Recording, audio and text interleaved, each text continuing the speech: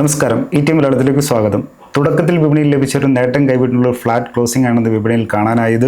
Nifty 27,900 താഴെ തന്നെ തുടരുന്നു. ഈ ഒരു പശ്ചാത്തലത്തിൽ ബീഹാർ ഫലം കൂടി നാളെ വരുന്നൊരു പശ്ചാത്തലത്തിൽ വിപണിയുടെ മുന്നിലുള്ള സാധ്യതകൾ എന്തൊക്കെ, നിഫ്റ്റിയിൽ ഇനി ശ്രദ്ധിക്കേണ്ട പ്രധാനപ്പെട്ട ലെവലുകൾ ഏതൊക്കെ, ഇത്തരം ഘടകങ്ങളാണ് ഈ വീഡിയോയിൽ പ്രധാനം പങ്കുവെക്കുന്നത്. ആദ്യം വിപണിയുടെ ഇന്നത്തെ ഒരു വ്യാഴത്തെ പ്രകടനം നോക്കുകയാണെങ്കിൽ നേരൊരു നേട്ടത്തോടെ തുടക്കം നമുക്ക് കാണാനാകും. തൊട്ടു പിന്നാലെ ഒരു തിരിച്ചിട്ട് നേരിട്ട് ഇന്നത്തെ ഒരു താഴ്ചയിലേക്ക് വീണു ഇൻട്രാഡേ ലോ പോയിന്റ് ക്രിയേറ്റ് ചെയ്യുന്നതും കണ്ടു. എന്നാൽ ആദ്യ മണിക്കൂറിൽ തന്നെ സൂചികൾ അതിവേഗം തിരിച്ചെത്തി തുടർ മുന്നേറ്റം കാഴ്ചവെക്കുന്നൊരു ഇതാണ് നമുക്ക് കാണാനാകുന്നത്. തൊട്ടടുത്തുള്ള പ്രധാന സൂചികളുടെ തൊട്ടടുത്ത ഒരു പ്രധാന റെസിസ്റ്റൻസ് മേഖല മറികടക്കാൻ ശ്രമിക്കുന്നതും കണ്ടു. പക്ഷേ അത് സാധിച്ചില്ല. ഏറെ നേരം ആ മേഖലയിൽ തങ്ങി നിന്ന ശ്രമം തുടർന്നെങ്കിലും അവസാന ഘട്ടത്തിൽ നേരിട്ട ഒരു വിൽപ്പന സമ്മർദ്ദം ശക്തമായതോടെ ആ നേട്ടം കൈവിട്ടൊരു ഫ്ലാറ്റ് ക്ലോസിംഗ് ആണ് പ്രധാനപ്പെട്ട ഓവർസൂചിയിൽ കാണാനായത്.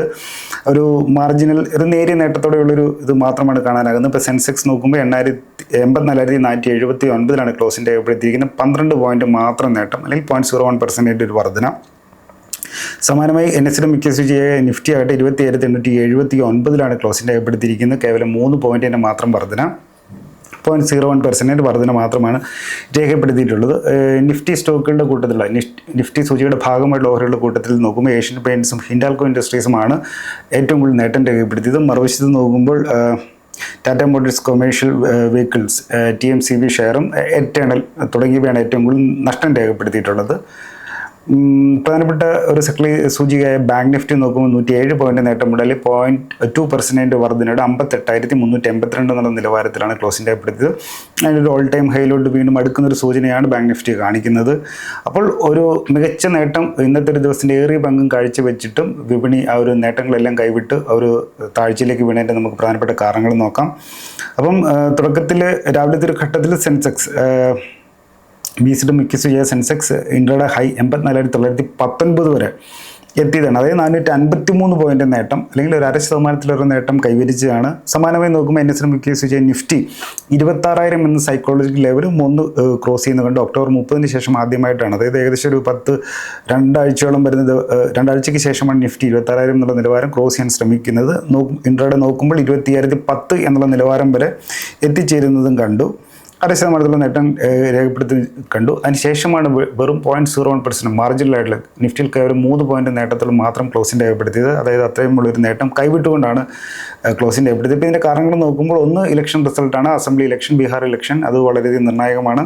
അപ്പോൾ എക്സിറ്റ് പോൾ ഫലങ്ങൾ വന്നത് പ്രകാരം നിലവിലെ റൂളിംഗ് പാർട്ടി NDAക്ക് ഒരു ഭരണം പ്രവചിക്കുന്നുണ്ട്. പ്രത്യേകിച്ചും സെൻട്രൽ ഗവൺമെൻറ്റിൽ ആ ഒരു കോalition ഗവൺമെൻറ് ആണ്, സഖ്യകക്ഷി സർക്കാരാണ്. ആ ഒരു ഘടകകക്ഷികളിൽ ഏറ്റവും പ്രധാനപ്പെട്ട ഒരു കക്ഷി JDയും കൂടെ ചേർന്നുള്ള ഒരു ഭരണമാണ് ബീഹാറിൽ കാഴ്ചവെക്കുന്നത്. അതുകൊണ്ട് തന്നെ അവിടെ വരുന്ന സീറ്റ് ടാലിയുടെ അരിത്മെറ്റിക്, അല്ലെങ്കിൽ ആ ഘടന തീർച്ചയായിട്ടും സഖ്യ സാധ്യതകളിലും സഖ്യത്തിൻ്റെ കെട്ടുറപ്പിനെയും ബാധിക്കുന്ന ഒരു ഘടകമാണ്. അത് തന്നെയാണ് മാർക്കറ്റും ഇത്ര ആകാംക്ഷയോടെ ഉറ്റുനോക്കുന്നത്.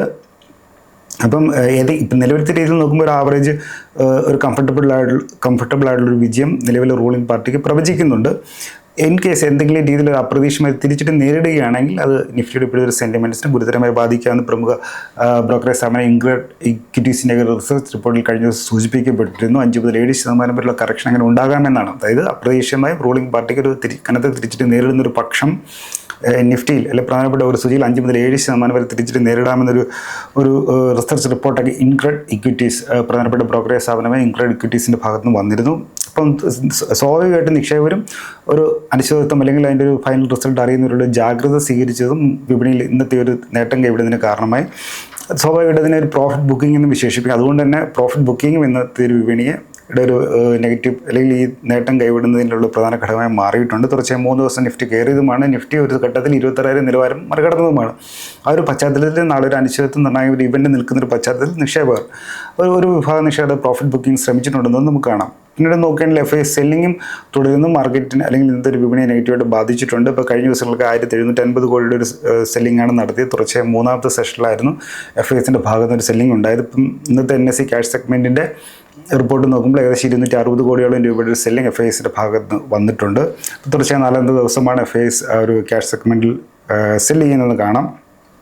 നമുക്ക് വീണ്ടും ഇന്നത്തെ ഒരു ബ്രോഡർ മാർക്കറ്റ് സൂചിയുടെ പ്രകടനം നോക്കുകയാണെങ്കിൽ ഇന്ന് NSE ട്രേഡ് ചെയ്യപ്പെട്ടത് 3287 ഓഹരികളാണ് മൊത്തം. ഇതിൽ 1366 ഓഹരികൾ നേട്ടത്തോടെ ക്ലോസിംഗ് രേഖപ്പെടുത്തി, 1730 ഓഹരികൾ നഷ്ടത്തോടെ ക്ലോസിംഗ് രേഖപ്പെടുത്തി, അൺചേഞ്ച്ഡായിട്ട് 91. അത് അഡ്വാൻസ് ഡിക്ലറേഷൻ നോക്കുമ്പോൾ ഒന്നിനെ താഴെയാണ്, അല്ലെങ്കിൽ മാർക്കറ്റ് ബ്രെഡ്ത്ത് ഒരു വീക്ക് ആയിരുന്നു കാണാം, അല്ലെങ്കിൽ ബേഴ്സിന് ഫേവറബിൾ ആയിട്ടുള്ളൊരു സിറ്റുവേഷനാണ് കണ്ടത്. 52 വീക്ക് ഹൈ അല്ലെങ്കിൽ ഒരു വർഷത്തെ പുതിയ നിലവാരം രേഖപ്പെടുത്തിയ 71 ഓഹരികളാണ്. ഒരു വർഷത്തെ താഴെ നിലവാരം അല്ലെങ്കിൽ 52 വീക്ക് ലോയിലേക്ക് വീണത് 96 ഓഹരികളാണ്. അപ്പർ സർക്യൂട്ട് നിലവാരത്തിൽ 99 ഓഹരികളും ലോവർ സർക്യൂട്ടിൽ 65 ഓഹരികളും ക്ലോസിംഗ് രേഖപ്പെടുത്തി. ഇനി ബ്രോഡർ മാർക്കറ്റ് സൂചികളുടെ ഒരു പെർഫോമൻസ് നോക്കുകയാണെങ്കിൽ പ്രധാനപ്പെട്ട NSEയുടെ ബ്രോഡർ മാർക്കറ്റ് സൂചിയായ നിഫ്റ്റി 500 നേരിയ നഷ്ടത്തോടെയാണ് ക്ലോസിംഗ് രേഖപ്പെടുത്തിയത്. അപ്പോൾ നിഫ്റ്റി 500 അല്ലെങ്കിൽ 500 ഓഹരികൾ കൂട്ടത്തിൽ നോക്കുമ്പോൾ 315 ഓഹരികളും നഷ്ടം രേഖപ്പെടുത്തി. അതുകൊണ്ട് തന്നെ മാർക്കറ്റ് ബ്രെഡ്ത്ത് അല്ലെങ്കിൽ പ്രോഫിറ്റ് ബുക്കിംഗ് അക്രോസ് സെക്ടേഴ്സ് പ്രകടമായിരുന്നു കാണാം. മിഡ് ക്യാപ് സൂചിയും 0.25% നഷ്ടം, സ്മോൾ ക്യാപ് സൂചിയും 0.25% നഷ്ടം രേഖപ്പെടുത്തിയിട്ടുണ്ട്.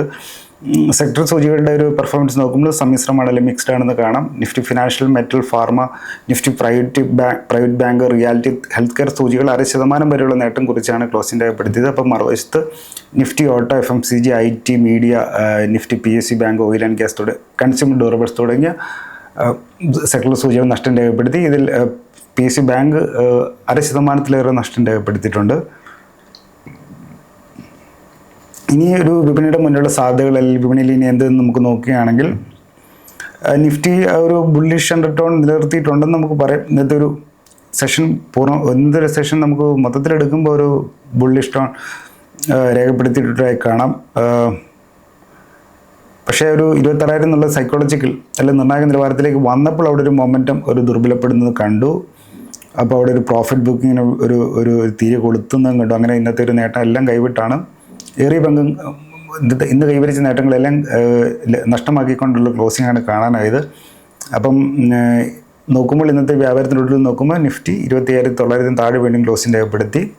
ഒരു ഫ്ലാറ്റ് ക്ലോസിംഗ് ആയിരുന്നു. അപ്പോൾ ഡെയിലി ചാർട്ടിൽ നോക്കുമ്പോൾ നിഫ്റ്റി ഒരു ഹൈ വേവ് ക്യാൻഡിലാണ് രേഖപ്പെടുത്തിയിട്ടുള്ളത്. തുടർച്ച രണ്ടാമത്തെ സെഷനിലാണ് ഒരു ഹൈ വേവ് ടൈപ്പ് ഒരു ക്യാൻഡിൽ പാറ്റേൺ നിഫ്റ്റിയുടെ ഡെയിലി ചാർട്ടിൽ രേഖപ്പെടുത്തുന്നത്. ഇത് തീർച്ചയായിട്ടും ഒരു അൺസർട്ടനിറ്റി അല്ലെങ്കിൽ ഒരു ഇൻഡിസിഷൻ നിക്ഷേപകർക്കിടയിലുള്ള ഒരു അല്ലെങ്കിൽ മാർക്കറ്റ് പാർട്ടിസിപ്പൻസ് ഇടയിലുള്ള ഒരു ഇൻഡിസിഷൻ അല്ലെ ഒരു അൺസർട്ടനിറ്റി സൂചിപ്പിക്കുന്ന ഒരു ക്യാൻഡിൽ പാറ്റേൺ ആണ്. അപ്പം ആ ഒരു കോഷ്യസ് ടോൺ വന്നത് തീർച്ചയായിട്ടും നമുക്ക് ബീഹാർ ഇലക്ഷൻ്റെ പശ്ചാത്തലത്തിൽ അതിനോട് ചേർത്ത് വായിക്കാവുന്നതാണ്. അപ്പം ബീഹാർ ഇലക്ഷൻ്റെ ഫലം ഈ ഒരു നിഫ്റ്റിയുടെ ഒരു ഷോർട്ട് ടൈം സെൻറ്റിമെൻറ്റ്സിനെ ബാധിക്കുമെന്നുള്ളത് ഇതിനോട് ചേർത്ത് വായിക്കാവുന്നതാണ്.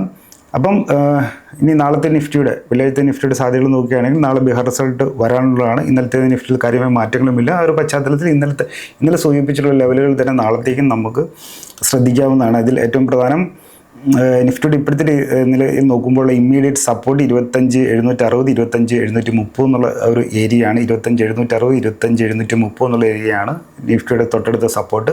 ഇതിൽ 25,730 ബ്രേക്ക് ചെയ്ത് സസ്റ്റെയിൻ ചെയ്യുകയാണെങ്കിൽ ഒരു കൂടുതൽ സെൽ ഓഫ് വരാം. അങ്ങനെയെങ്കിൽ 25,550, 500 എന്നുള്ള നിലവാരങ്ങളിലേക്ക് നിഫ്റ്റി പിന്തള്ളപ്പെടാം.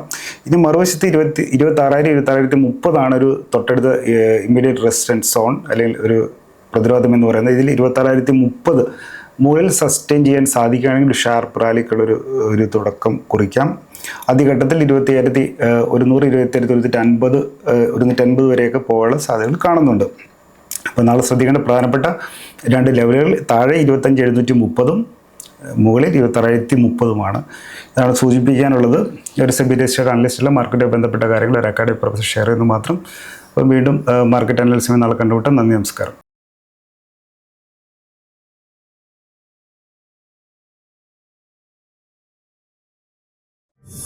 Yeah.